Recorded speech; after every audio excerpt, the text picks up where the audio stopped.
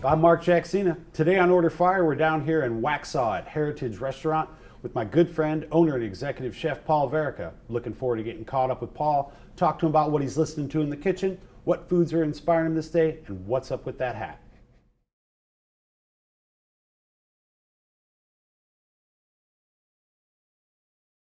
Paul Verica is the chef-owner of Heritage Food and Drink. With over 20 years of experience in the industry, his interest started from a young age when he was enthralled with wandering the commercial kitchens of the Philadelphia Marriott where his parents worked. In high school, he realized his chances of playing for his beloved Philadelphia Eagles were pretty slim, so he shifted his focus to hospitality. Chef Paul began in a variety of restaurants, from classic foundation to French and Thai blend and new American styling. He was also fortunate to stage with Michelin 3-star chefs of France's La Pege and the late Bernard Liusseau of La Côte d'Or. His time in France is when he was introduced to the concept of farm-to-table cooking and living in harmony with the seasons. Over the last decade in Charlotte, he's been executive chef for the Providence Bistro restaurants, executive chef and food and beverage director of the Dunhill Hotel, and most recently as executive chef and director of food service at the club at Longview. While at Longview, he was able to embrace the farm-to-table movement and got national press for his kitchen gardens and his seasonal local approach to club cuisine. In November 2013, Chef Paul and his partners opened Heritage Food and Drink in historic downtown Waxhaw. Paul, what's going on, man? Thanks for having us down here today in Absolutely. Waxhaw. Thanks for driving down. Hey, it's my pleasure. So what's been going on? Nothing, man. Just working. We just turned 2 last week, which was really, really, really cool. As you know how hard it is in this business to get to that point. Yeah. It was a pretty exciting milestone for us. We're pretty thrilled about it. 2 is much different than 1. Oh. You know, I think most people don't really realize, like, that 1 year thing, of course, you're still sort of on that high. Yeah. You know, and it's like, And oh, you're wow. like, wow, we made it. Yeah. Yeah, the second year lets you know if you're actually going to make it. Yeah. The first year is like, hey, we made it to 1. Right. 2 says, we're probably going to make it to 4. Yeah. Awesome. I know the reviews have been fantastic. We've been very fortunate. We really have been lucky. Do you really think it's luck? Just the way I was brought up was to be humble, and I always Oh. try and be that way. No, I feel we're putting out a great product, man. We really are, and I'm thrilled with the food that I'm doing right now. So lucky that Ashley's on board with us now. She's really taken us to another level. Here. So she comes here on Mondays and Thursdays. Mm-hmm. Basically Mondays she's doing her production for early part of the week, and then on Thursdays she comes in and does her production for the weekend. I have Alex come in with her on Thursdays to work with her. That way anything that needs to be done or tidied up over the weekend he can take care of. Right. Now, Alex is how old? Alex is 19. He's 19 now. You got to be a pretty proud pop. He runs the line on Sundays for brunch. He sits there and barks at me and tells me what to do. I'm sure he loves the change. So what are you doing on Sundays? Are you just flipping eggs? I'm flipping eggs. Isn't that awesome? It's so much fun. I don't. It's one of those love-hate things. Yeah. I don't know any cook that loves doing brunch. I love cooking brunch. Because it gets you back to your roots. True. Yeah, he loves it, man. It's good. I can't tell you how proud I am. I mean, 2 years ago, he didn't know what to do with a knife in his hand, and I mean now his skills are just growing in leaps and bounds. He makes me so proud. What's his leadership style? Is he more mellow like you? Yeah, I was going to say, careful how you use that. Everybody sees the mellow side. Yeah, I know you're not mellow in the kitchen. No, I'm not really mellow in the kitchen. It's fun to watch him develop a leadership style and leadership skills, because most of the guys in our kitchen are young. A lot of them are his friends that wanted to get into the business too for some godforsaken reason, and it's fun watching him starting to direct people and direct actions, and kind of take control of situations. It's pretty cool to watch. No, you and I first we cooked here. In this restaurant. Not in this restaurant, but in Waxhaw. Yeah, the first event we did down the street, right? Yep, at the Women's Club. You were at the country club at that point, and you did some molecular stuff, or what they're now calling modernist cuisine. Yes. But you did some beautiful, beautiful plates there. And so when you said that you were coming street side, coming back into a restaurant, if you will, I really expected to see some of those techniques, and you don't really use them as Not as much. We dabble, definitely. You're still doing powders and, Yeah. and concentrations and things Yeah, like that. But we do a not- lot of liquid gels. We do bubbles or airs. We do a lot of sous vide cooking. We rely on that heavily. I feel like it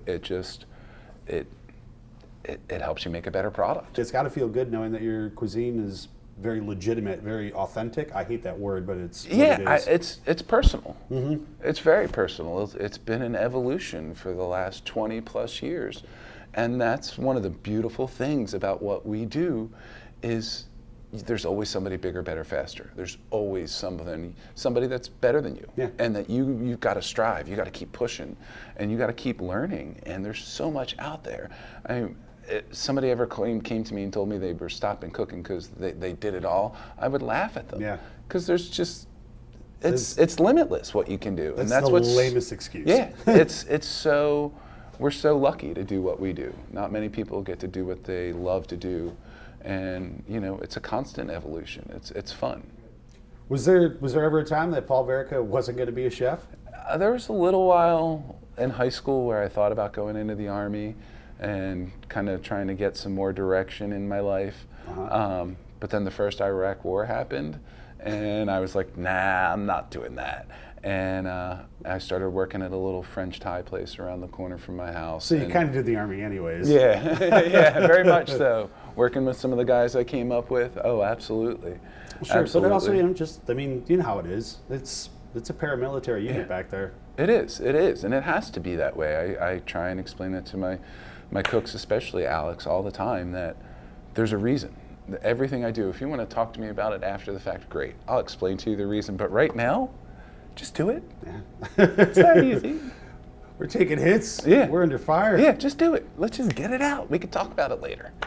What else is inspiring to you besides the farms or the soils? What do you bring? Everything for me begins and ends with the ingredients. Everything does.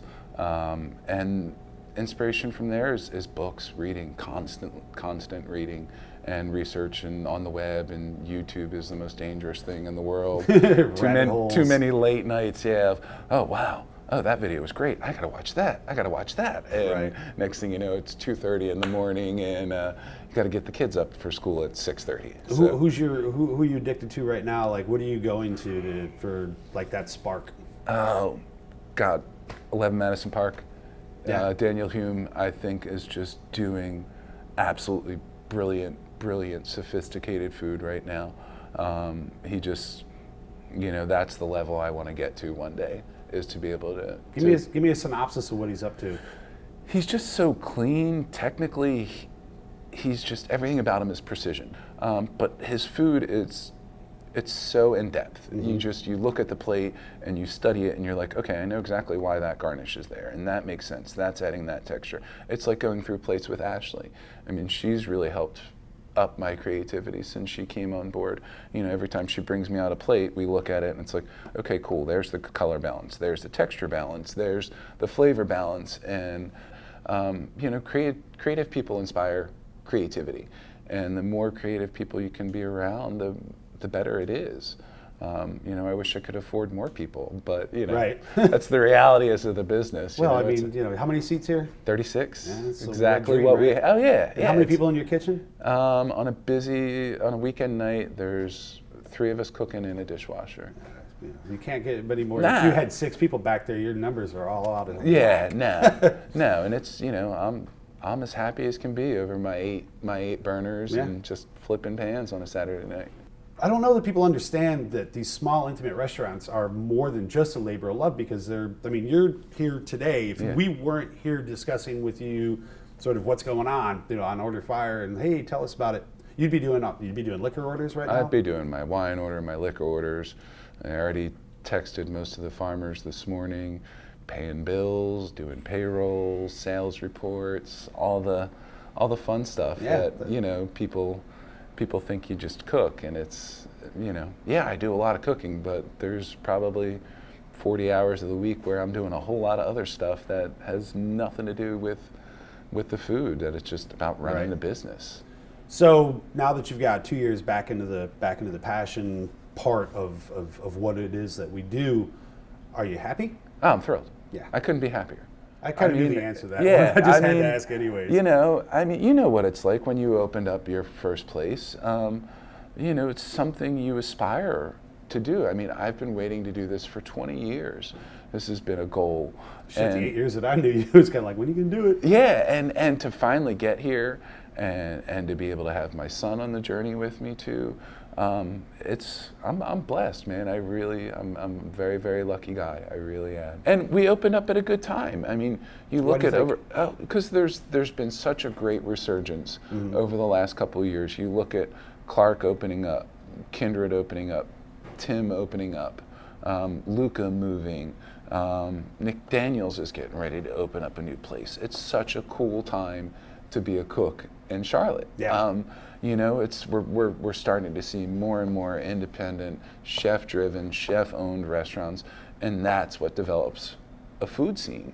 I've been cooking in the city for 15 years, and you know, this is the best it's ever been, and it's only going to get bigger, and it's only going to get better, and it's cool to be a part of it, man. It really is. It's cool to be watching it. Like, I get a chance to actually get out to your places more often, and get to check it out. And I'm more of a fanboy now than I am a chef, which is cool. Yep. So I guess we're going to change gears now because we talked about the hat. Oh God! I'm not going to give you too much shit. I'm surprised that hat is still around. You know, it's been on my head every night of service, with the exception of maybe 3 or 4. I'm surprised the hat hasn't gotten a life of its own and just kind of walked away. And I'm even more surprised that, you know, one of these Tuesday mornings, Kim Shaw hasn't grabbed it and taken it and ran it over with her car as she's dropping off produce. I was thinking about you probably about 5 days ago with that hat. I was watching some old Robot Chickens, and they did William Shatner's hair. They kind of have his life of its own, and I was like, God, that's a lot like Paul's hat. It is, man. I love this hat. My wife and kids got it for me years ago, and I put it on my head the first night I was cooking.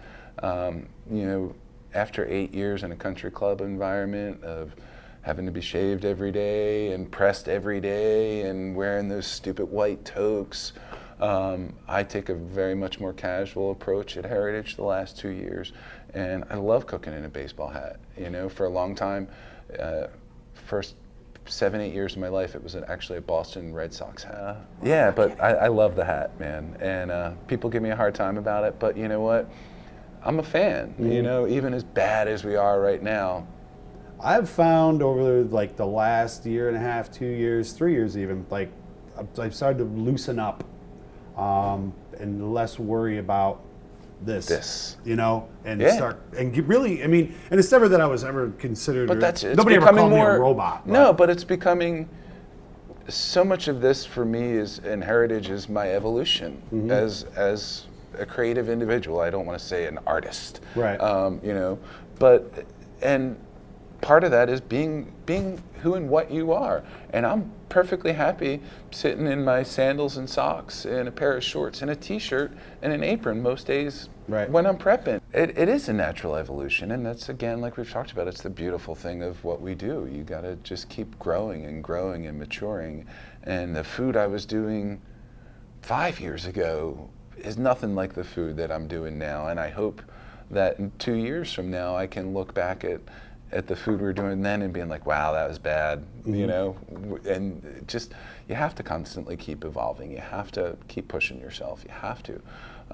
And whether it's, you know, this isn't that important. It's not.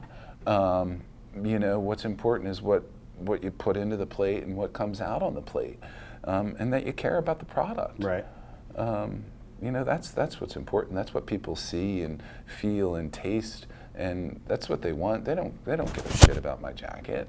You know, do they? I don't know. I don't know. Yeah, I don't really you know. But it was one of those things that, again, for 8 years I was so concerned and wrapped up about image that, quite honestly, I'm happy to just be who I am. Yeah. I mean, the social media pressure, man, as great as it is, and what great things it's helped us done, and the connections it's made for me, the people I've met. I didn't know what the hell Facebook was. I mean, I knew what it was, but I wasn't on there until 2 years ago, until I opened the restaurant. Now it's check this Facebook account, check that Facebook account, check Instagram, check Twitter, do that, and as a chef and a restaurateur, that's how you build your customer base. And if you're not there, and if you don't have a presence, and I mean, God, I don't know how many nights I'm sitting there at 11 o'clock after working 13, 14 hours, and like, oh, fuck, I didn't post today. Oh, I took pictures of that shot, but I didn't get it up. We've been told that it's important Right. that we have a presence. Yes, absolutely. But man, I don't really Who know. knows? I don't know. Who knows? And I mean, for us, that's pretty much the only advertising we've done for 2 years. Right. And I'm thankful and I'm grateful for it. And I think it's awesome when people are here eating and they take pictures of our food and they post it and they talk about how awesome it is. Shit, we're all ego driven to a point, and it's awesome when people get it. Right. And So that's one of the many reasons I do this is I love that instant gratification. as far as like when you see somebody post up Yeah. and shit. So let me ask, I It guess doesn't matter. It shouldn't matter how it looks. And I It don't- should matter how it tastes. Right. That should be the number one thing. And making it look pretty, that's secondary. My philosophy has always been buy the best ingredient that you can, treat it with respect, and don't screw it up. And no tweezers. Given your philosophy and like sort of how you approach your food, what are some of the tools that you can't do without in the kitchen? And it doesn't have to be a knife. I mean, what do you think the big surprise would be back there if I had to cook an entire service? Like, what's the thing you go for? Are you a tong guy? Are you a spoon guy? Spoons. Yeah. Yeah, if I don't have my spoons in my jar at the beginning of the service, it's not going to be a good night. You use spoons for Everything. everything. Yeah. Just- And to go back to the tweezers thing, for me, I want my food to be natural. My food is coming from my heart, from my mind. There's a reason. There's thought behind every element that's on that plate. So making And- spheres is that a natural thing? I It's mean, I know it's it a is for natural- you. It's not for me. For me, it's a natural manipulation of that flavor. Uh-huh. It's okay. How can I capture this flavor so pure and clean, and then how can I present it differently? How can I twist with it? How can I play with it? How can I maybe show you something you haven't seen before, but it's still simply just breaking down that flavor. Tweezers to me, you're forcing it. You're forcing the food. You're forcing where it needs to be on the plate. When you just are cooking in it, you're just plating in natural flow. You know what? If that's where the sweet potato ends up, that's where the sweet potato ends up. There's thought in putting that sweet potato there. It's one of my biggest mantras to my guys in the kitchen is, plate with a purpose. I don't know about you. I mean, when I was a younger cook, my toolbox was a lot bigger. Yeah. Mine was find- huge. Yeah. And I find that, with Alex too, every time he gets a couple extra bucks, he's like, Buys a tool. he wants to go buy a new knife. Yeah. Dad, which one do I need now? And it's like, yeah, my toolbox 15 years ago was probably a rolling rack. Yeah. And now it's a little yellow and black toolbox, this big by this big. My mandolin, my microplanes, all my knives, and some cutters. And I think there's a gnocchi board in there too. But as a young cook, you feel like you need all that stuff to make better food. And I still question the food I do every day. I question That's everything normal. about it. But, if anything I've learned over the last couple of years is you need great ingredients to make great food. If you don't have great ingredients, all that other shit it doesn't matter. Right. It really doesn't matter. When you get done with service after a big one, like, even I don't care if it's every service or a week or whatever, do you do like reflective moments where you just sort of look like, okay, this is through. What do I do to make it better? What worked right? Every day. Yeah. Well, you strike me as that individual. Yeah, you have to, because again, it's so competitive, and if you don't keep pushing, somebody else is going to be pushing right past you. And How worried are you about the young guys? I'm not worried about any of them. I'm excited about it because, to take Chris's great phrase, all ships rise, man. The more people doing good food in the city is better for everybody in the city. And I think it's a great thing. And, these young kids coming up, it's awesome, because it just makes me push myself more. Right. So you were talking about earlier, how you do a lot of reading in your downtime, where you find inspiration from. Tell me a little bit about sort of what you've got here. Like, what do you like? Because obviously, right now, this is. I mean, if I had to go, Here's Paul today. Yep. This is it. Because I know if I came like 2 months ago, 3 months ago, I'm sure you would have grabbed 5 other books on Probably. 3 other books, right? And I grabbed these 3 because this is kind of where I began. This is where I went, and this is where I want to go. Isn't it funny that every single one of us have this Ferdinand Point book? It's amazing. You know? I mean, philosophically, what he was thinking at the time he was thinking it, he was light years ahead of anybody else. He was the first one, and no matter what you say, I'll argue it all day long, he was the first one to realize that it's all about the experience. It's not just about eating, it's about the experience, it's about the service, it's about getting things that you can't do for yourself at home. I mean, he was a huge man who started the day with a magnum of champagne as he got shaved in the courtyard, you know? He was the first one to look at food as art, and to really focus in on presentation. But yeah, I mean, without a doubt, I mean, he was all, I mean, that was the thing, is he's always said it's all about the experience. Yeah. And do you feel that, like, that's the thing that you've brought always across the board, or that you've striven to? I strive. I bring it. definitely strive, yeah. We try to every day, every service. This is actually kind of interesting, because these people are sort of, I don't think anybody's sort of either on the fence about Voltaggio. Yeah. I think they either absolutely 'em. love them or they absolutely fucking Yeah. hate them. I'm gonna be nosy. I'm just curious what you got bookmarked. Oh, yeah. With extras. Extra bookmarks, yeah. All So my books when you you'll have bookmark it. these, do you go back, or is it?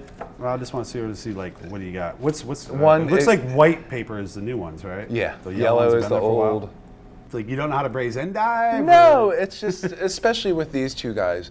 I mean, they're thinking about food on a different level. Right. Well, when I say right, I'm actually, you know what? No, how so? They're very big into manipulation, and 2 or 3. So they're tweezer guys? They're tweezer guys. So and that's interesting. how I'm an anti-tweezer, and probably every book I'm reading right now is tweezer guys or gals. You know, it's just, again, for me, I just don't, it's not me. It doesn't fit and flow with me.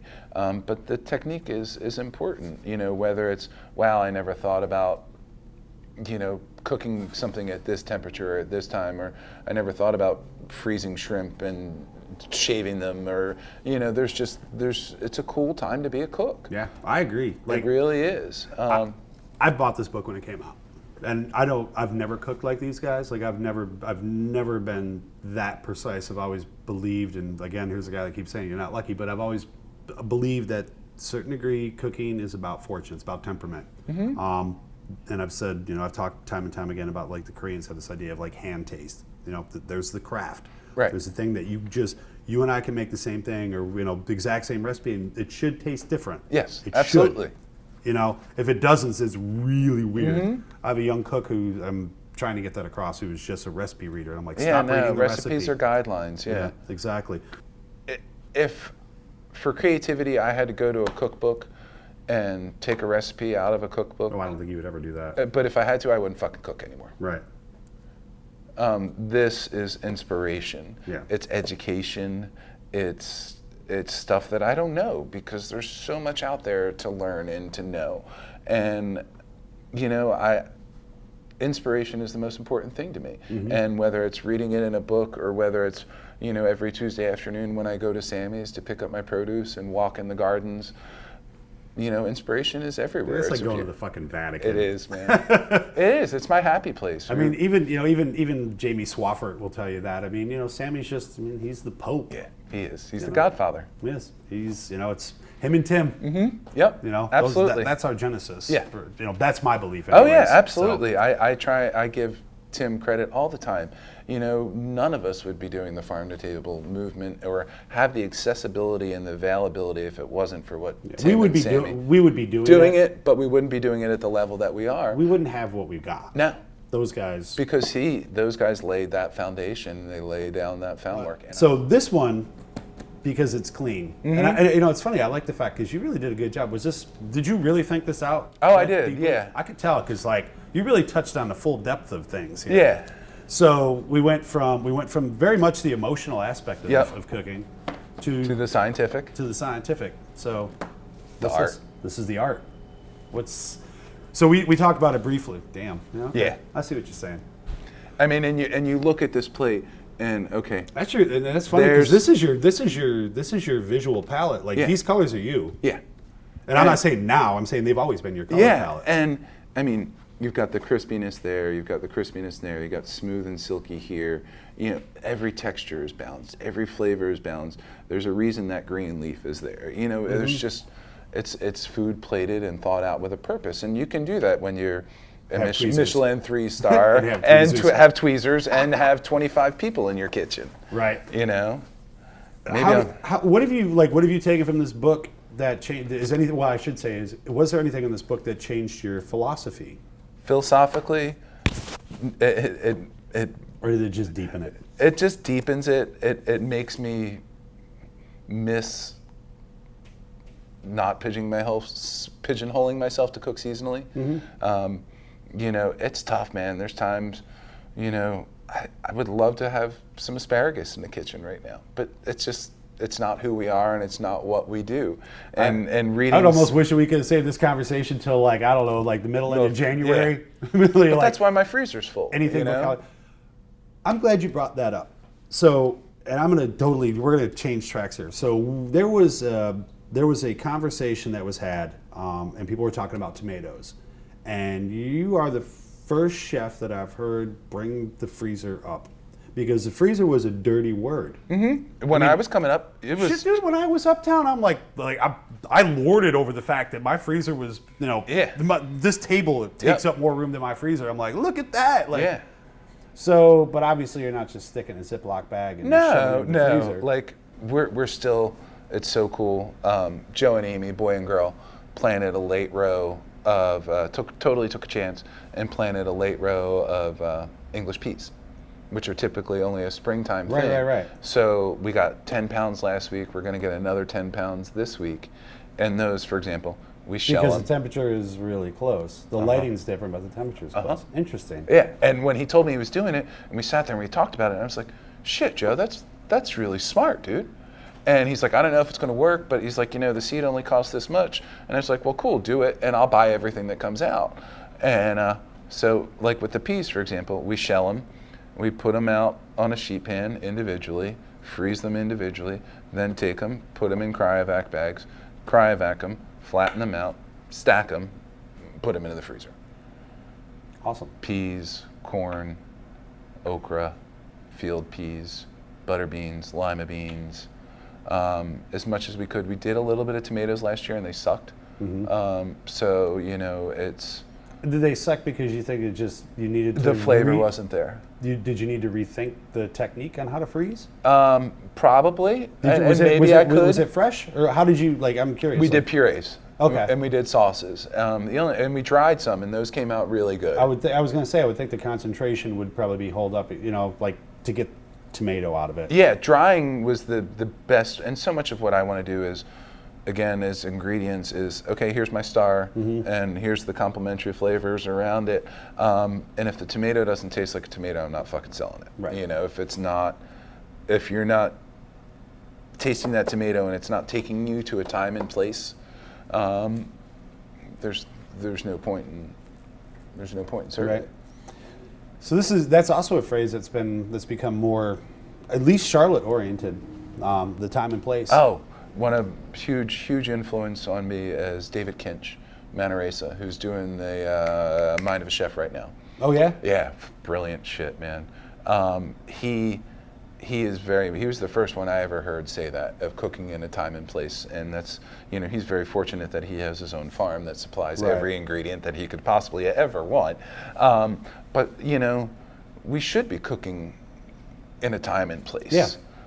Because that, you know, it's part of the reason we named the restaurant Heritage. You know, sometimes you gotta go backwards to go forward. For you, time and place means specifically? Seasonal.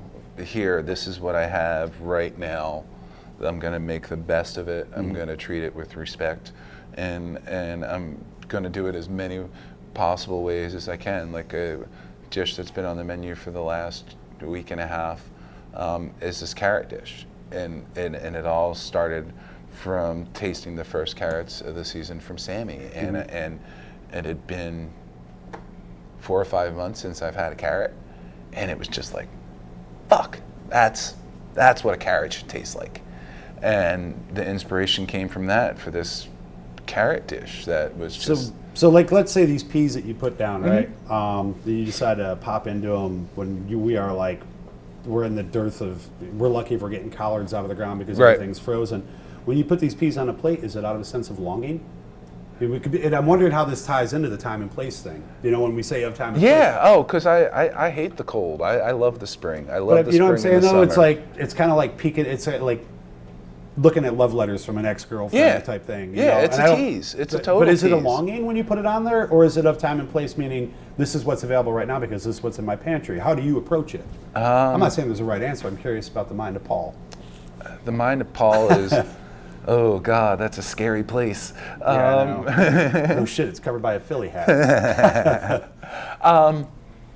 No, it's when we pull stuff out of the freezer, it's more of a longing. It's because, okay, we just had a really bad frost and nobody has shit. Right. And oh, Sammy forgot to plant the high tunnel, or this happened.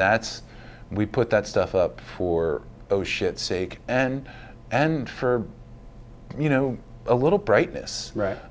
Because your food color, your food palette, in the fall and in the winter becomes kind of drab, and it's beautiful to be able to pick out some peas that you can open them up and you pop them in your mouth and you're like, spring. Yep.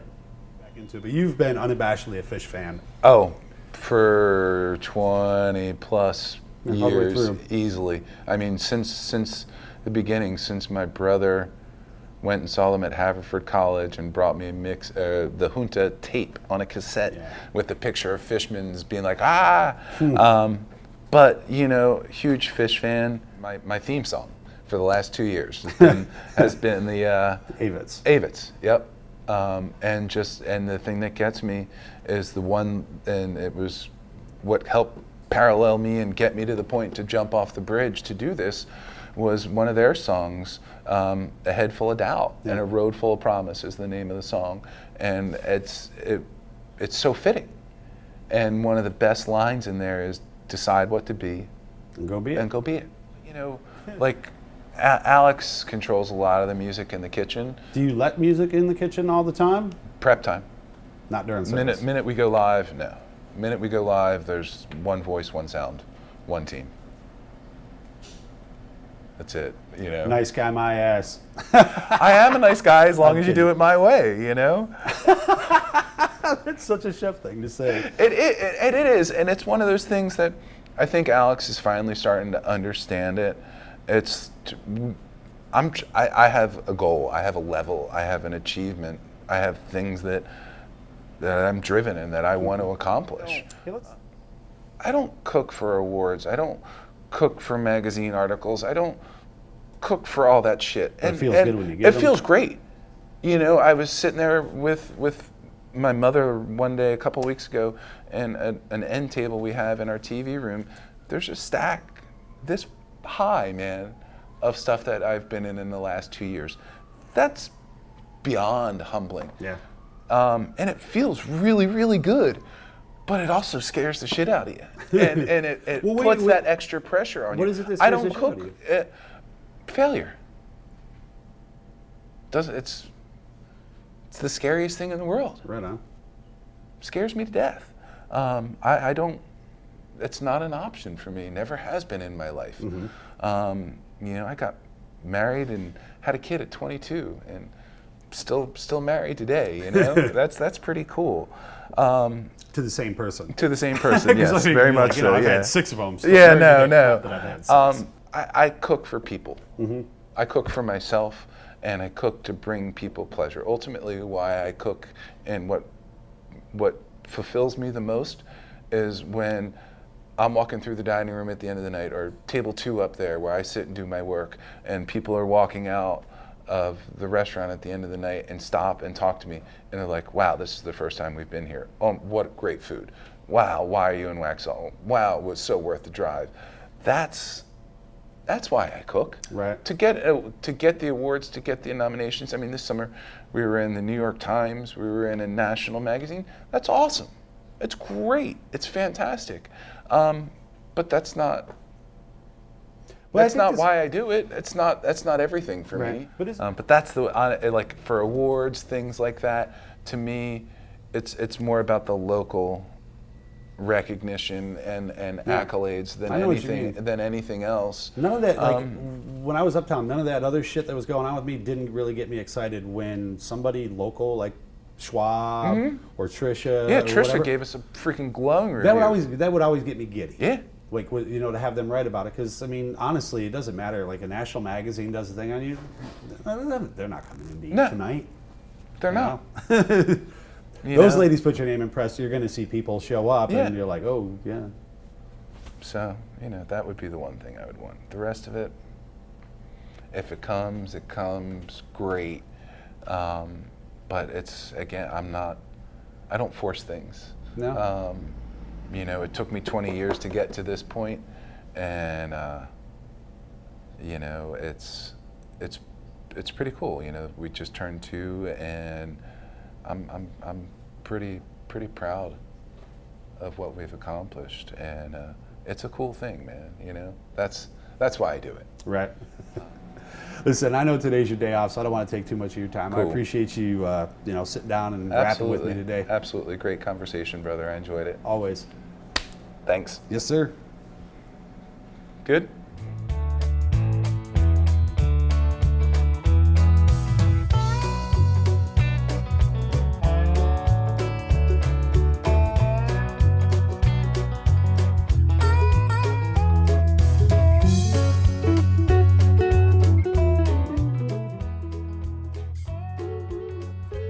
I see Clark, but every single weekend I know I'm going to see Tim. We're going to talk crap about football because both of our football teams suck.